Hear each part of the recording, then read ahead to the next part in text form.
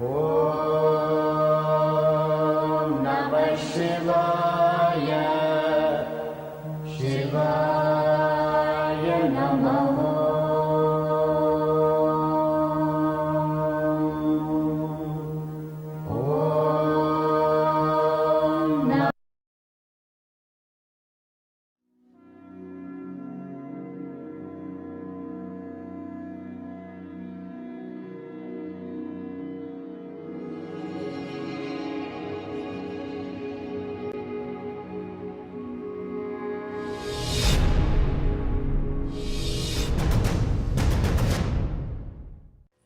Sri Gurubhyo Namah.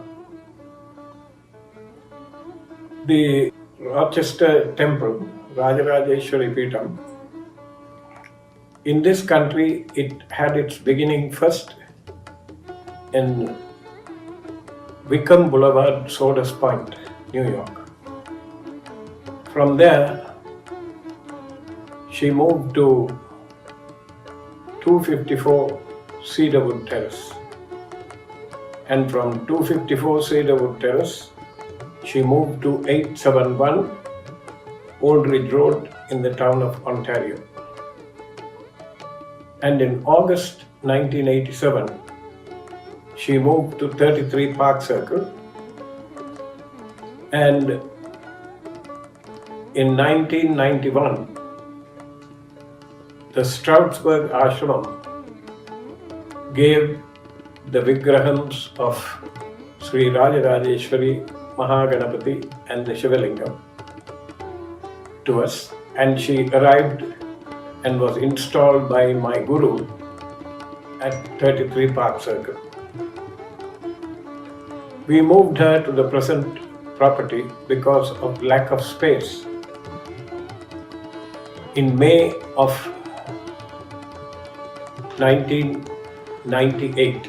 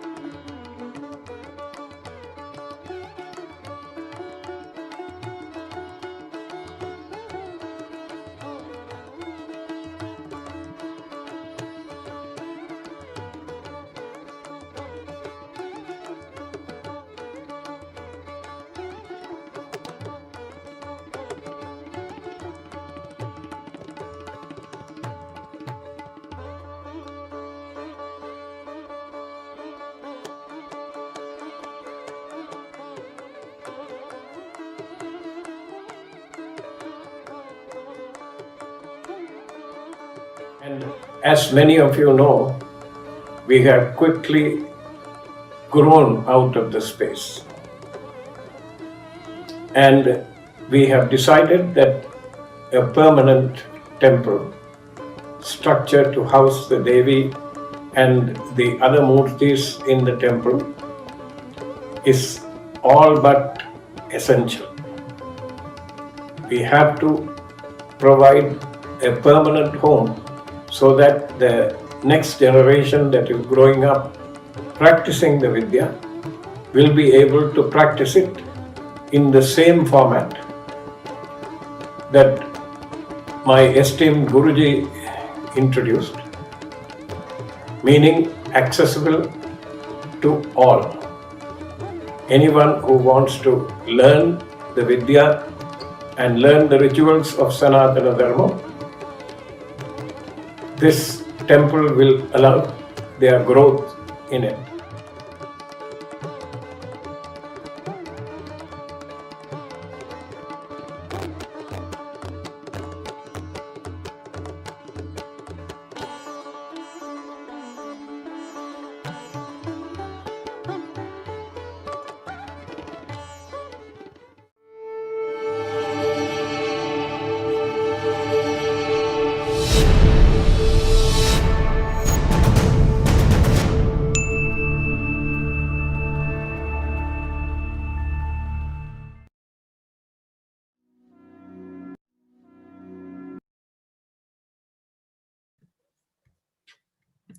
Namaskaram, everyone. Welcome back to our Sacred Rites and Rituals of Sanatana Dharma Learning Series, which is a joint presentation by the Sri Vidya Temple Society of Rochester, New York, USA, and Ashtanga Yoga Mandir of Sri Lanka. These lectures are conducted by Sri Chaitanyanandanada, affectionately known as Ayya. Ayya is the founder and Peethadipati of the Sri Vidya Temple. For more than 40 years, Ayya and Amma Srimati Nyanamba have opened their hearts, their home, and the temple to all devotees who wish to worship the Divine Mother and take up the sacred path of Devi Upasana. Not only have they established the Sri Vidya Temple and helped it grow into an international center of learning and spirituality, Ayya has opened the gates of Sri Vidya by giving mantra diksha to hundreds of sincere seekers and has established more than 200 peetams throughout the world by bestowing empowered Sri Yantras on his students.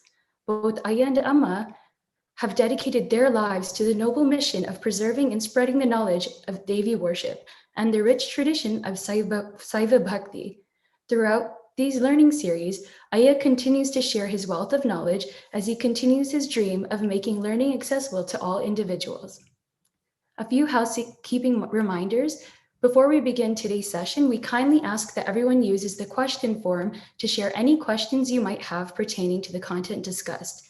For those viewing our live stream, our question form can also be found on our webpage, which is srividya.org/aym-lectures. At this time, we will hand it over to Ayya to begin today's session.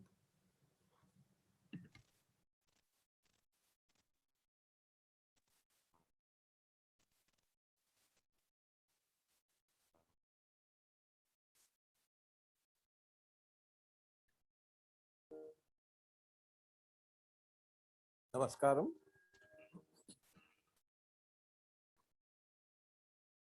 Ganānāntva ganapatikum havāmahe kavim kavīnāmupavasravastamam eshtaranajam brahmanam brahmanaspada anasvanvan udivisidasadanam Om Sri Mahaganadipataye Namaha Sri Gurubhyo Namaha Harihi Om. My humble pranams to my esteemed Guruji, Sri Amritanandanada Saraswati of Devipuram, India. I prostrate before him and pray that he sit on my open heart lotus and speak through me. We had a session a couple of weeks back on question and answers that had covered the previous 3 weeks. So today is a continuation of that, and I hope to be able to wrap it up today on the Yagna Mandapa Puja questions and answer session. So let's go to the questions. During Navaratri homams, why was Mahalakshmi homam performed at the end? during Navaratri homams, why should we not perform Mahalakshmi Homa? Because Mahalakshmi is also a form of the Devi. And the reason is that for the last year and a half, we have been performing what we call a Mandala Homam every day in the temple. And this will consist of Mahaganapati Homam, Vancha Kalpa Mahaganapati, now brief Navagraha Homam, and Mahalakshmi Homam. This has been the practice for the last year and a half, as I told you, because we want the new granite temple to be completed, that project to be completed successfully. Now, just because Navaratri intervened, we were not going to interrupt the series of homams. And it is also very appropriate, like I told you, Mahalakshmi is also one of the vidyas. And we decided that at the end, we would be performing the Mahalakshmi Homam, Moola Mantra Homam. If you noticed, the Moola Mantra Homam was performed at the end of the Navaratri homams. So this is the reason. Next question. What is the significance of the Ashtalakshmis in relation to some of the more commonly known Adilakshmis? There are two sets of Lakshmis. The first one is the one that is called Ashtalakshmi. Now, the Ashtalakshmis have been expanded in relationship to the Nityakala Devis in the Sri Vidya tradition. Now, Shodashalakshmis are just an extension of the Ashtalakshmis. This is the one where you know commonly where it starts Sumanasa Vandita, the stotram for Ashtalakshmis. It is this that has been expanded to 16. And some of them, all of them, each of the 16 can be related to the Nityakala Devis, beginning with Kameshwari, Vagamalini, Nityaklinna, Verunda, and so on and so forth. You can key in each of the Ashtalakshmis to the Shodashalakshmis to them. If you see on this map, you will see from number 1 to number 16, going in an anti-clockwise direction. Like I told you last week, if you remember, the instruction goes, Devyaha Purva Dalamarapya. Purva is east. So the petal that is in the east of the Devi, in the Shodasa Dalapadmam, Devyaha Purva Dalamarapya Vama Vartena, anti-clockwise. So number 1 is Kameshwari Nitya, and she is keyed in with Soundarya Lakshmi. Second one is Saubhakya Lakshmi, right? Kirti Lakshmi, Veera Lakshmi, right? Vijaya Lakshmi, and so on and so forth. So each of those, it is absolutely convenient. And you will also notice that here in this puja, when you do Nityakala Devi puja along with the Shodasa Lakshmi's puja, there is common ground between the Vaishnava tradition, the Vaishnavite tradition and the Saivite tradition, especially Sri Vidya tradition. So just like the mother was born in a Vaishnavite household and she married a Saivite. So here again, there is enough room for Samarasyam, for it to be, for both these traditions to come together. for the worship of the Divine Mother. So this is the reason why the Shodashalakshmi Puja is done. Next question. What is the relationship of Kameshwari, the new moon, and Tripura Sundari? What is the relationship of Kameshwari, new moon, and Tripura Sundari, full moon? The relationship is the same, except that it is visual. On the new moon day, which is equally powerful as the full moon day, the new moon cannot be, it's not visible. So in those days, they thought that the moon had disappeared and that it would grow by degrees every day. So the growing of the moon with each kala of the Devi, a ray of the Devi, slowly, every day, one ray will increase and it will become complete on the 15th day. And she is called, Tripura Sundari is called Mahanithya.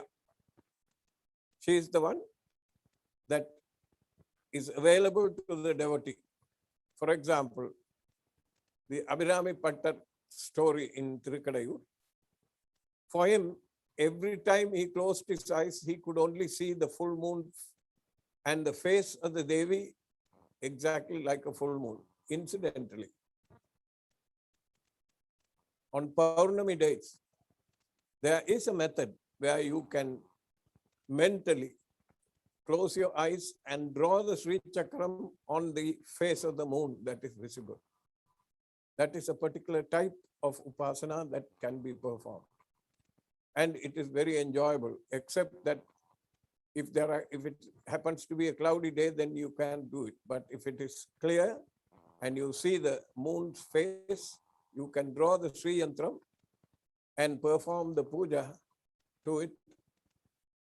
Remember, the Sri Chakram that is to be drawn is only from the triangles. The other three avaranams are superfluous anyway. The original Sri Yantram had only the triangles there. So you can do the puja with that, and there is a particular upasana that you can do. So that's the relationship. Next question. So is Kameshwari the Kundalini at like the Muladhara, and then Tripura Sundari is at Sahasrara? If you want to visualize it in that way, you can. But then remember, you cannot forget the other Nityakala Devis. How will you string them along the spinal column? It will be a little difficult for you to do that. So I don't think that mapping of the Nityakala Devis will be a comfortable one for anyone. Maybe you can try it. I have never heard of it in my readings. Next question. What is Bhuta Bali, and why was it only performed for Dwaj Arohanam and Avarohanam? When else should it be performed, or when else is it appropriate to perform? Bhuta Bali is usually, in this instance, when we perform the Bhuta Bali at the Dwajarohanam and Avarohanam, that is mentioned in the Tantras, especially in the Tantras as it is practiced in Kerala. So the Bhuta Bali is performed. The formation that you see there, it's called Mudgadana Bali. Mudgadam is green gram or moong dal. And the form that you see there is how they do it in Kerala. If you want to see a formation of this exactly as it is shown here, you could go to any website on the Sabarimala tradition, and you can see the Bhuta Bali as it is being performed. I have searched the web for this, and I have found only this one. And these is made with mung dal, rice, turmeric, and ghee. And it is to be offered to the bhutas. And the bhutas are also described in that they assume a particular role of protecting the Dvajastambham. And they are, this is the way they are: Antariksham, Varuna, Indra, Brahma, then Yama, Chandra, Vayu, Surya, Sarva, and Dhanvantari. And they are very precise about saying that the depression should be exactly half a circle. I haven't yet discovered why this, why the measurement has got to be as precise as it is, but that's the way they describe it, and this is how we give it. And these are directions given by that 97-year-old tantric who we contacted at the first instance when the Devi moved here from Stroudsburg. Next question. Is it ideal to perform Bhutabali after every ritual moving forward, or was this chosen to be done only at those specific times? In this particular instance, in my reading, they said that it has to be done only during Arohanam and Avarohanam of the flag. And there was a note at the end of it saying, if a homam or a ritual, an elaborate ritual was done for a particularly fierce deity in the temple, which would include Sarveshwara, Pratyangira, Vanadurga. If that was done, or maybe Sudarshana or Narasimha Sudarshana, some fierce form, then the Bhutabali has to be given, because when you do a homam or a ritual for a particularly fierce deity, the entire retinue will be present. You see in the Lalita Sahasranamam where it says Mahasadishashti Koti Yogini Ganasevita, that is an unbelievably high number, which will cover the entire pantheon of Sanātana Dharmic gods and goddesses, Bhairavas and Yoginis. So without missing, now very recently elaborate ritual was performed in that form, and Bali is to be given at that time so as not to miss any of them. So it is not necessary to do it every time. There is also Bhairava Bali, Yogini Bhairava Bali, that covers the 64 yoginis and consorts, the 64 Bhairavas. They also have to have separate balis done to them, preferably in the middle of the night when a fierce homam is performed. So a total of 128 balis have to be given. That is Mashanna Bali. This one is Mudgadana Bali. Bhuta Bali is Mudgadana Bali, and Bhairava Bali and Yogini Bali is Mashanna Bali. Masham means black gram, Uruddar. Next question. When walking around for Bali, there was a lamp that also follows for each directional offering. What was the significance of having this lamp when offering Bali? This lamp is carried when the Bali is done in all the Kerala temples. All of them. In all the Bhagavati temples, we saw this lamp being carried. And it has a horse head. And the horse has some connection with the Ashwamedha Yagna that rishis used to do in the days of yoga. But nobody would give me a proper explanation for it. Maybe in a future session, when I find out what it is, we will have answers for it. And this is a Bali lamp when the bali is performed or given to the various deities, this lamp is taken so that it is a sakshi, a witness. Next question. How do you determine which section to tie on the dwajam to tie the darba skirt during Dwaja Arohanam? Sometimes it's on the box in the middle, and sometimes I've seen it on the base. Of late, having performed continuous research, I have been trying to research this subject for some time. Depends on the temple tradition where this is being performed. In our temple, the appropriate place to tie the darba skirt is above the cube, but we have tied it below in previous years. That also has been followed in some temples.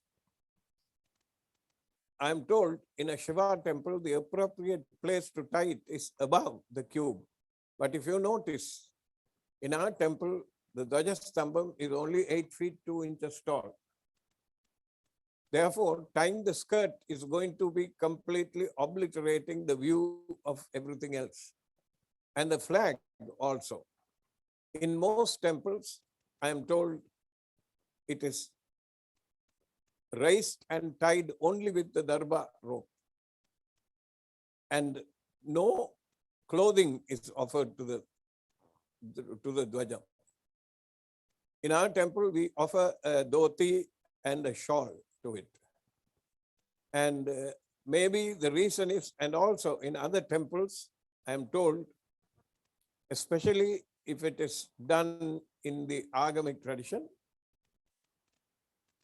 the dvajam itself is to be completely bound. That means you twist it, and the twisted portion of the dvajam is then taken around the stem of the dvajam and tied. So these are agamic rules which we are coming to realize, because the temple that we are planning, a granite temple, is going to be agamic.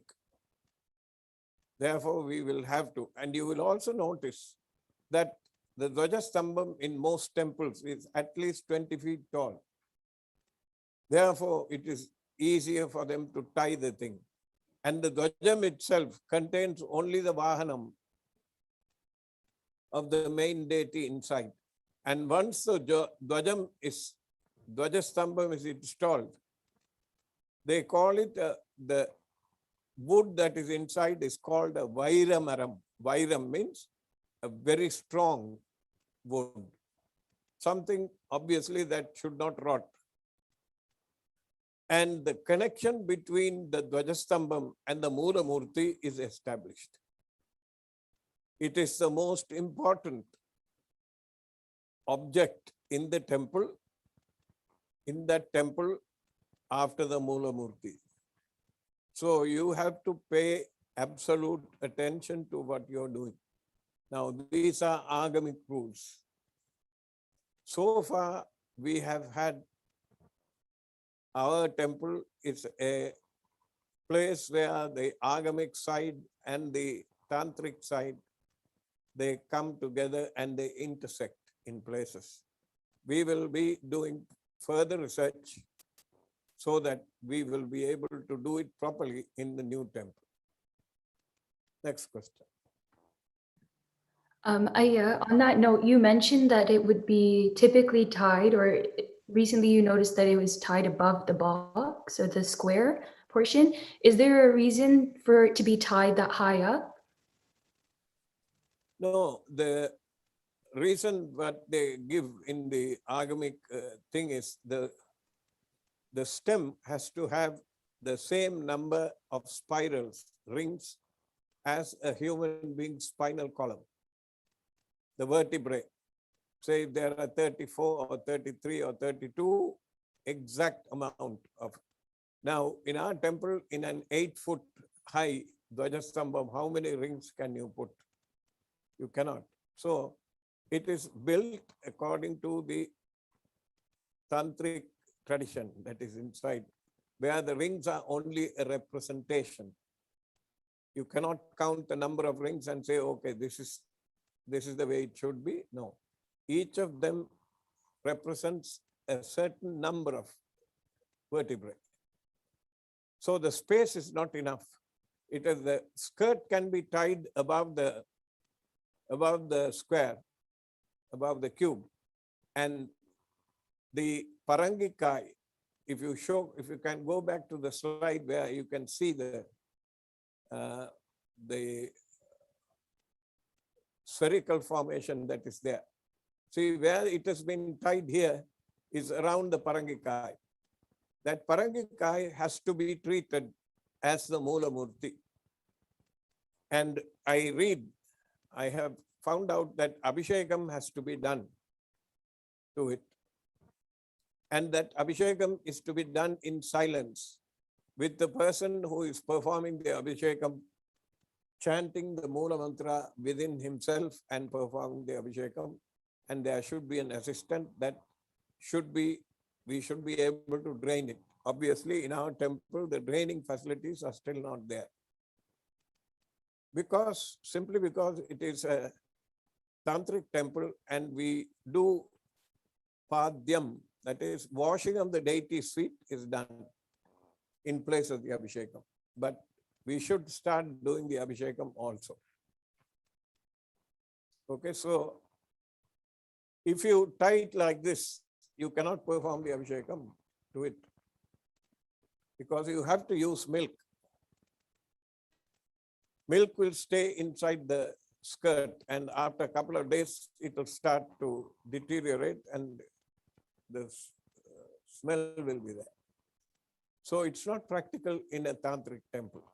But yes, as we go further, I hope you can see the rings.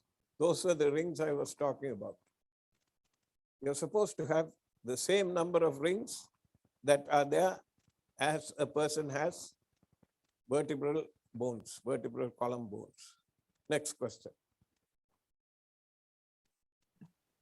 Is there a reason we do abhishekam using milk for that pumpkin portion, the parangikai part? Can we show a photograph, if we have a slide pool, that shows the parangikai? That bulging portion, if it is there, can you please put that slide up? The reason is there. In this one, you see the parangikai. And the abhishekam that is performed there is equivalent to the abhishekam that is performed in the Mula Murti. Now, when I research the abhishekam part of it, there are 26 dravyams that are mentioned. If you use 26 dravyams for the Mula Murti, you are supposed to use 26 dravyams for this also. So the Padavargam, the forearm part of it, is the cube. For the thigh and the kumbham is where you are going to do the abhishekam, and it will fall down up to the knees and up to the feet. In most temples, this upapidam is made out of granite. Therefore, the drainage is much easier. In our temple, that is not the way we are structured. Maybe in the new temple, when the new Dvajastambham comes, we will have that arrangement so that abhishekam can be done and it can be taken away. Next question. And will this only happen after Dwajarohanam happens? Yes. It's only after the Dwajarohanam happens. Only during the time of the festival. The Brahmotsava, during that time, you have to do the abhishekam every day to the parangikai. And we have to find a way of draining it. Otherwise, it's going to be difficult. Next question. And Utsava Murti require abhishekam daily after Dwaja Arohanam? Yes, during the festival, duration of the festival, every day the Utsava Murti is to be decorated. It's to receive abhishekam, and it's to receive new clothes every day of the festival.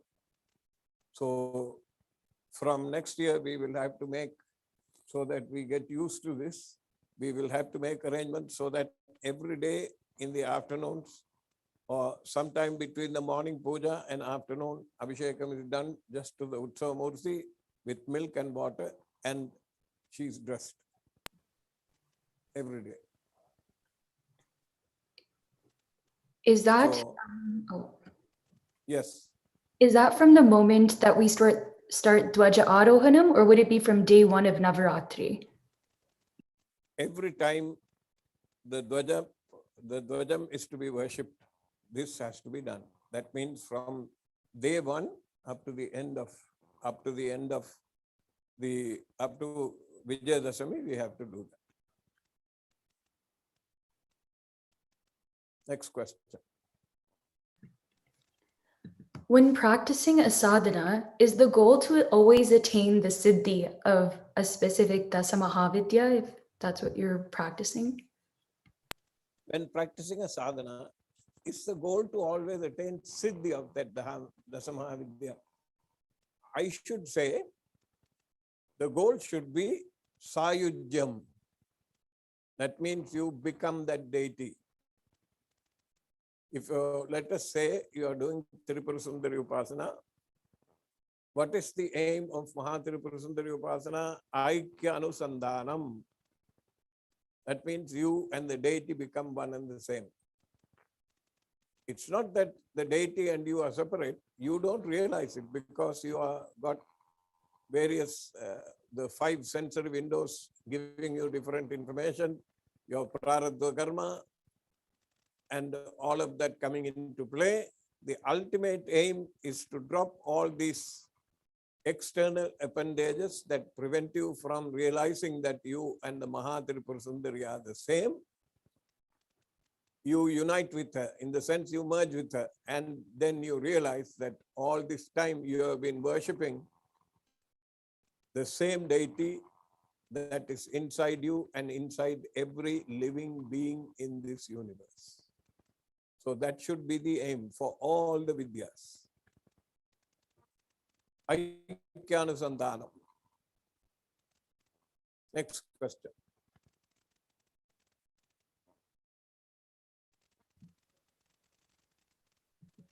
Why was Tripura Sundari depicted as seated this Navaratri in the Yagna Mandapam?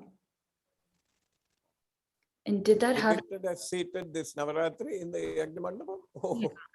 Tripura Sundari does not need to be standing. If she is standing, she is Abhirami, at least in the Tamil Nadu temples. If she is seated, she can be Kamalatmika, she can be Kamalambika, like in Tiruvarur, or she can be Kamakshi. If she is standing on one foot, as it is in Tripura Sundari, this time is shown to represent the Mula Murti, who has the left foot down. It's just a variation of the decoration. There was no particular reason why we chose this form of depiction. Besides, I think it looks nice, don't you? Next question. Are there different offerings for each of the Dasamahavidyas, so the grains or the Naivedyam?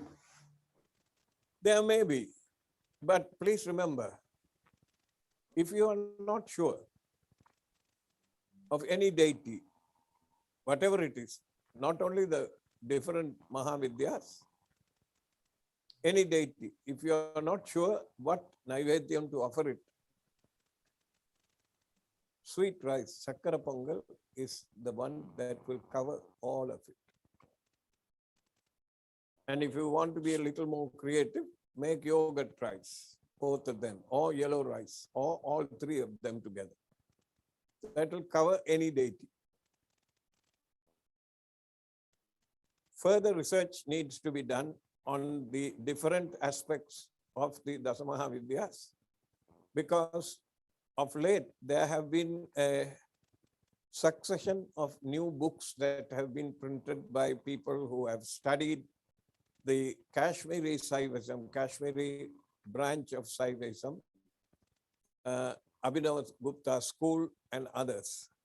So further study needs to be done to find out what the original tantras say about the 10 different goddesses, and whether they have any preference of naivedyam or grains or flowers, etc. Further study is required. Next question. Are all of the Mahavidyas worshipped at the same time, or does each Dasamahavidya have a different time in the day that would be best to worship each of them? If you are going to worship all the Mahavidyas, it will have to be done in a general format like we did in the Navarathri. If you are going to do one in the morning, one in the afternoon, one in the evening, one in the midnight, it's not practical. So you have to find a middle ground, which we did. Every day of Navaratri, one Dasamahavidya was chosen, and her Moola Mantra Homam was performed. The Moola Mantra Homam of each Vidya was performed and chanted over 108,008 ahudis. And in the evening, we worshipped that particular Vidya's yantra with an archana, with a Shodasapachara puja and archana in the evenings. What is also possible is that you perform the yantra puja in the evenings and chant the Sahasranamam for each of those. A few years ago, we did Dasamaha Vidyas then also, but we did Sahasranama Homam in the mornings. Each Vidya, the Sahasranam was chanted and the Homam was, ahutis were given into the fire. So there are different ways of worshipping it. It's not possible to worship, especially in a temple situation, where the public comes and it is one which is run exclusively by volunteers, to worship one Vidya at particular times of the day. It's not possible, it's not practical. Next question. Could you tell us about the origin of Dhumavati and her inauspicious representation? What does her sadhana allow one to transcend? Is her sadhana better suited to a person in a certain stage of their life? The origin of Dhumavati is a very interesting story, which I have never heard before. Dhumavati, it is said, before Sati, that is the Devi, Shiva was absorbed in complete tapas, and he was lost. In the sense, he was lost in his meditation. And he was a sannyasi at that time. And the Devi, he was functioning like, for all practical purposes, a sannyasi. And the Devi felt extremely hungry. And she had asked Shiva to provide her with some food. And Shiva was lost in his meditation, so he did not respond. And the story goes on to say, which I thought was very funny, she was so hungry that she ate him. She swallowed him. And he's supposed to have implored her to let him out. And when she finally relented and let him come out, he's supposed to have cursed her, that she should become a widow, and that she should portray everything that a widow should exhibit. Now, please remember, in those days, and even today, in some parts of India, a widow has no place in society. Sad, but true. Even to this day, in certain parts of India, if she loses her husband, they will take her, and there are ceremonies where they will break the glass bangles. Sometimes the bangles will cut her and she'll be bleeding, but they don't care. And they will shave her head and give her a white piece of cloth, and she's not supposed to be seen anywhere in public. This state of affairs was even more pronounced, let us say 500 years ago. In some places, you remember the stories where the widow is supposed to jump into to be cremated along with the husband, alive. Now, I think the scholars and the pundits at those times, since she has no place in society, that means in the material world, the only choice for her is to turn inwards and start to develop her spiritual side of life. And for the spiritual success, whether you're a grihastha or whether you're a sannyasi or whether you're a widower or widow, the aim is to have absolute vairagyam, detachment from anything material. The fire in Dhumavati's hand depicts that. It burns all the material desires that one has. And in the other hand, she has a vino. It's called muram in Tamil. What it does is it separates the husk, the chaff, from the actual grain when it is used.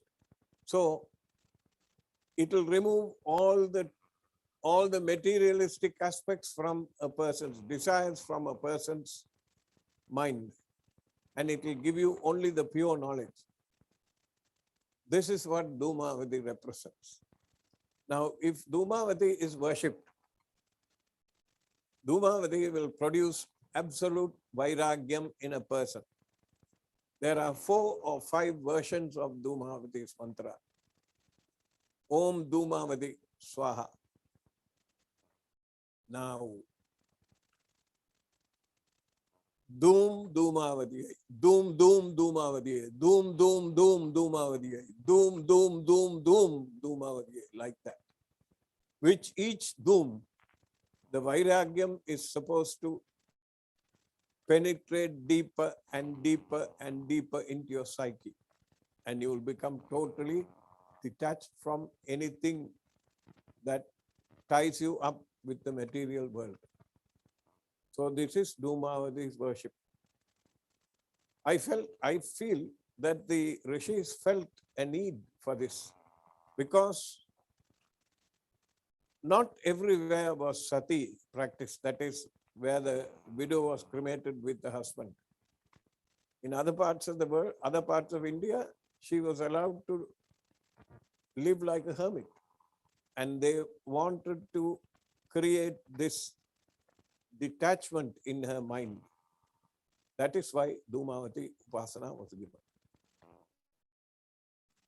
So it will create abject detachment from material things and material emotions, worldly emotions.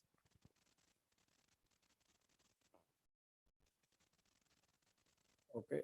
Remarriage of widows, all those things came very much later, within the last 100, 200 years.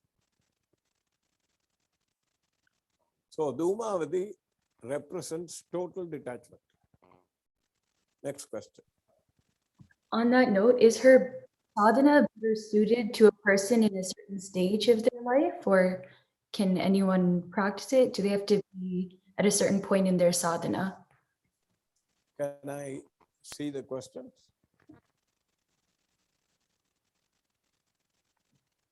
The last. What is a sadhana allowed one to transcend? That I have already answered. Is there Material side, material emotion. Is a sadhana better suited to a person in a certain stage of their life and sadhana? Yes, of course. Would you give Dhumavati Upasana to a college student or a university student? What will happen? He'll lose all interest in everything. In pursuing a career, in pursuing his studies, in pursuing everything. And he'll become like a hermit, or he or she will become like a hermit, because that is the vibhuti of the murti. So, no, it is suited for a person who has lived through life. Brahmacharyam, grahastham, vanaprastham, maybe sannyasam at that time. Next question. Why is it that Madangi is a Mahavidya but not Varahi? Why is it that Madangi is a Mahavidya but not Varahi? I have not discovered the reasoning behind that.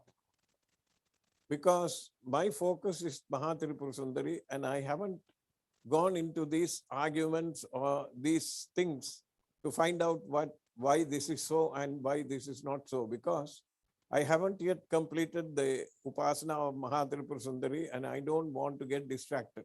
So maybe in some Tantra or maybe in some Grantham, the answer is there, but I haven't come across it. So I'm sorry, I'm not able to give you the answer for that. Next question.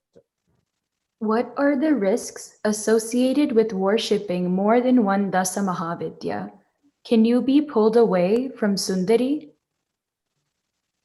You gave the answer yourself.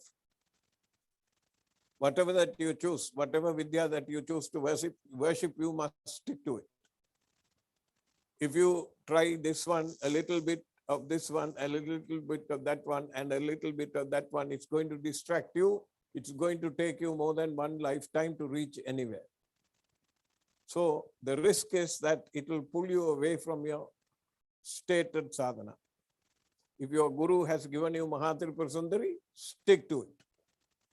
Once you have achieved Sahajya Siddhi or Mantra Siddhi with Sundari, she will open all the other doors for you. You don't have to be separately doing Upasana of one Vidya or the other. Sundari will open the doors for everyone.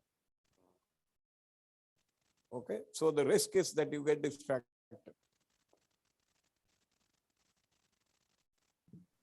Next question.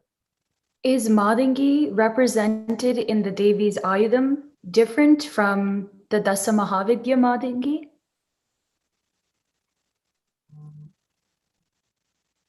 Come again.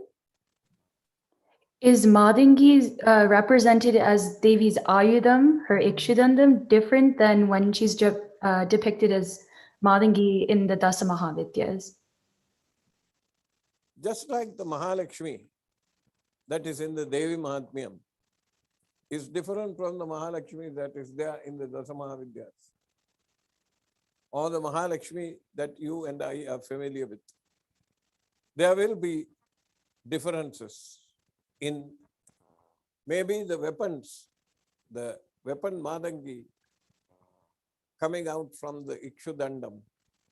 She has Anga Upanga Devatas, their retinue. She has a sort of a retinue. There is a minor deity, and one is called Lagu Madangi, Lagu Shyamala.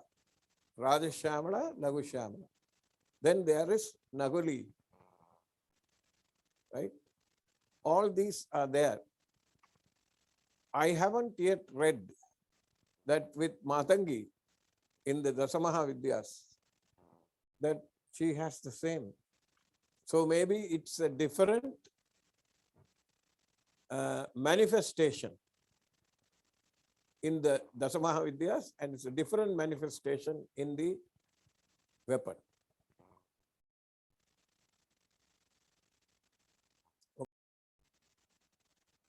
What determines when the 2D chaparam is used and when the 3D chariot is used? The 2D chaparam, and by the way, it is not chaparma, it is chaparam. P-A-R-A-M. Correct. The 2D chaparam, you will notice, is 28 feet tall. It's purely decorative. And the Ratham is when she is going out to battle. And after the battle, she comes back as a victorious queen. So that is a Ratham, actual chariot. The chaparam is decorative. That is why it is 2D. Next question. I think this is the last question. Why is it that we use the 3D, so the chariot, when we go for Vijayadashami Day? I just gave you the answer. She goes out for battle. She goes out to battle. The Kiri Chakram and the Geya Chakram. Geya Chakram and the Kiri Chakram, which Kiri is pig. The Kiri Chakram is obviously Varahi's Chakram, and Madangi's Chakram. Madangi's Radham, and the Kiri Radham. Both of them go in front. The Devi's Chaparam is the Sri Chakram. And the Devi is seated there. The queen comes behind, protected by these two. One is the commander-in-chief and the other one is the prime minister. They are supposed to go in front. If our temple was huge, maybe with an income about $1 million every month, we can have both Radhams made for Varahi and Madangi, and if we have enough people, they can be pulled.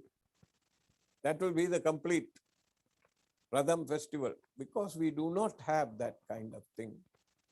The Radham, she goes out on the Radham to the battlefield to kill Bandasura, and after Bandasura is neutralized, she comes back into the temple victorious.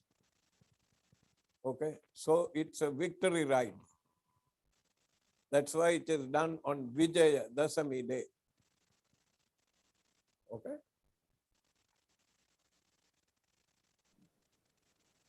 Those are all of our questions, Aya. Thank you very much. We will probably see you next week. Okay. Thank you again. At the same time. Thank you, Aya, for taking the time to answer all of our questions. We're very excited to learn more and can't wait until the next session. A reminder to all, to access all of our content from prior sessions, please visit srividya.org/AYM-lectures. Thank you everyone again for joining us for today's session. At this time, we will hand it over to Vyasanko from Ashtanga Yoga Mandir to begin our yoga session.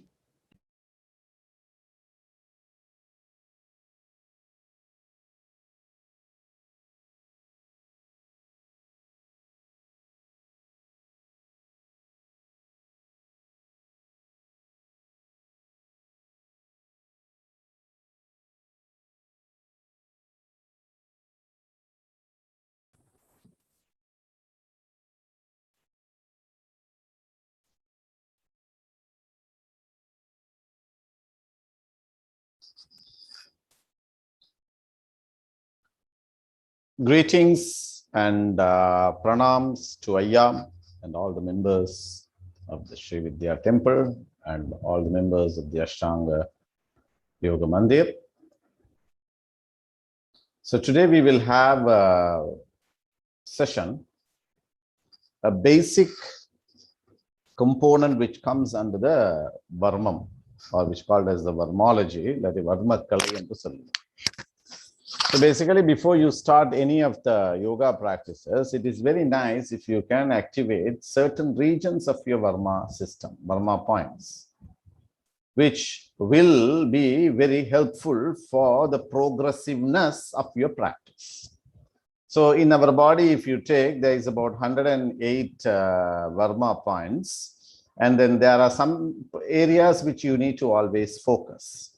And so we will focus today on something of that. So if you are seated on a chair, you can sit on a chair and do it, or if you are seated on the floor. So if you you will have basically the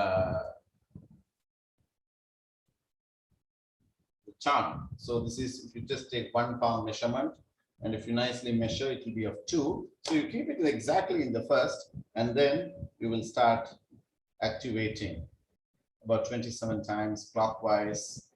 1, 2, 3, 4, 5, 6, 7, 8, 9, 10, 11, 12, 13, 14, 15, 16, 17, 18, 19, 20, 21, 22, 23, 24, 25, 26, 27. At the same way, we will also do 27 times on the anti-clockwise. So we'll do about 9 times today now, and then you can just focus on doing it 27 times. 1, 2, 3, 4, 5, 6, 7, 8, 9. Then after that, you have your navel region, which is a very primary important location. You will just start same way, doing about 27 times around the chakra region, around the navel region. This also, you will have to do about 27 times clockwise, and then you will do anti-clockwise. We will just do 9 counts. 1, 2, 3, 4, 5, 6, 7, 8, 9. And then anti-clockwise, 1, 2, 3, 4, 5, 6, 7, 8, 9. So especially this sequence, those who are having the regular digestive issues, or anyone who has always a fluctuating energy flow, this is an ideal practice before you go into any exercises or any of the gym culture or the basic yoga practices. Then slowly you bring your hands behind, and then you can also do it one by one, but which is easier also, but you can also do it in this way. 1, 2, 3, 4, 5, 6, 7, 8, 9. And then on the other side, 1, 2, 3, 4, 5, 6, 7, 8, 9. So this also you will have to ensure that you do around 27 times. Once you have completed that, then you will go into the neck region, Vishuddhi region. And as some of you know, we do the Jalandhara Bandha. When you are going to do the asanas or pranayama, it's important that you activate this region. When you activate this region, what happens? The activation of the pineal and activation of the adrenal glands works simultaneously. So what you do is just slowly keep it gently, and then slowly activate it. So either you can bring it like this, or you start rotating it. 1, 2, 3, 4, 27 times, 5, 6, 7, 8, 9. We will do 9 times. And then on the other side, 1, 2, 3, 4, 5, 6, 7, 8, 9. And then you go into this forehead region. 1, 2, 3, 4, 5, 6, 7, 8, 9. You should do 27 times. And then you do anti-clockwise 27 times. 1, 2, 3, 4, 5, 6, 7, 8, 9. And then you go into the top of the region, top of the head region. And then you do it very gently. So the pressure what you used here, you should not use it here, because some may have a concern on the hair fall. Understand? So you just do it. So you press it and then you start rotating. You don't do it like this. You understand? So like this, top of the head, 1, 2, 3, 4, 5, 6, 7, 8, 9. And then the other side, 1, 2, 3, 4, 5, 6, 7, 8, 9. And then for today's session, the final, you have to do it on the rib region. So when you're doing it on the rib region, you can do it this way. Okay, so you can do it like this way. In case if you are fine, you can do it this way. If you're finding it difficult, if any of you have a neck pain or a shoulder pain, you can use with a single thumb and then do it in this way. In case if you feel the pressure is high and the body is going to the side, it's all right. Just do it this way. Okay, so you can just do it like this. 1, 2, 3, 4, 5, 6, 7, 8, 9. The other way around. 1, 2, 3, 4, 5, 6, 7, 8, 9. So you know you have the rib here, the ending of the rib region. Then 1, 2, 3 for the third location. You keep it and then you do it on the other side. Same way, you can keep it like this. 1, 2, 3, 4, 5, 6, 7, 8, 9. The other way around. 1, 2, 3, 4, 5, 6, 7, 8, 9. So this is a basic process of the technique. Do it with on your thigh, in the middle part of the thigh region. Do it on your navel region. Do it behind region. Do it on the forehead region. You do it on the top of the head region. Then you do on the side of the rib region. So once you start doing that, you will feel that the energy flow becomes easier. And from here, when you go on doing these practices, it becomes very effective. The body starts to absorb the food. The body starts to absorb the energy, and your energy level starts coming up. So see you all next week, and thank you very much for hearing and doing the practice. Continuously do this practice. We will go into another set of yoga Varmology practice next week. Thank you. We'll complete the sessions with the Shanti.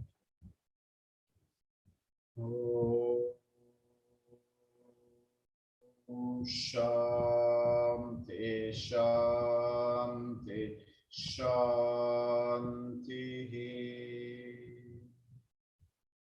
Thank you.